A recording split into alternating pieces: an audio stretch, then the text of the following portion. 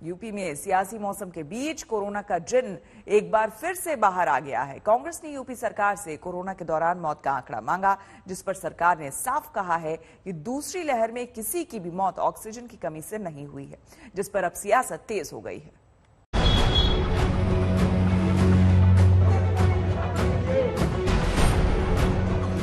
Corona की दूसरी लहर की ये तस्वीरें आपको याद होंगी।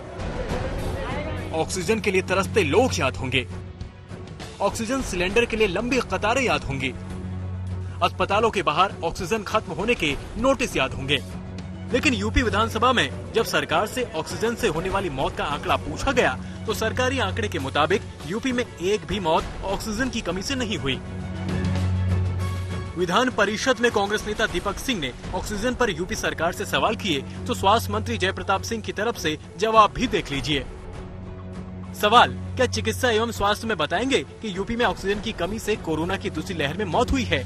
जवाब, यूपी में कोरोना की दूसरी लहर में ऑक्सीजन की कमी से किसी भी व्यक्ति की मृत्यु सूचित नहीं की गई है। सवाल, यदि मौत हुई है तो लखनऊ, वाराणसी, गोरखपुर में इसकी संख्या कितनी थी? जवाब, प्रश्न नहीं उठता। सवाल, क्या विवरण सदन में मेज पर रखेंगे? जवाब, प्रश्न नहीं उठता। यूपी सरकार के आंकड़े कहते हैं कि यूपी में ऑक्सीजन की कमी से एक भी मौत नहीं हुई।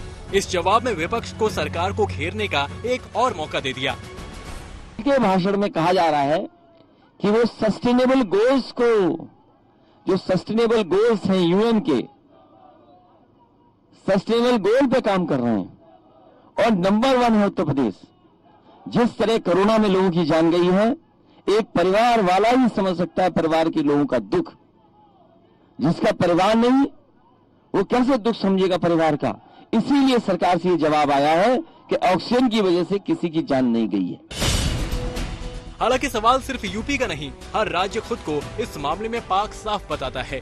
संसद में जब ऑक्सीजन की कमी से मौत के आंकड़े का जवाब मांगा गया तो पंजाब को छोड़कर देश के 19 राज्यों ने ऑक्सीजन से एक भी मौत न होने की बात कही थी। वो ऑक्सीजन जिसकी किल्लत ने पूरे देश में हड़कंप मचा दिया था। सुप्रीम कोर्ट को आदेश जारी करने पड़े थे, लेकिन सरकार मानने को तैयार नहीं कि ऑक्सीजन की कमी से किसी भी माँ का लाल छीना, किसी मायूस को अनाथ किया, किसी औरत को विधवा किया। आज तक ब्यूरो।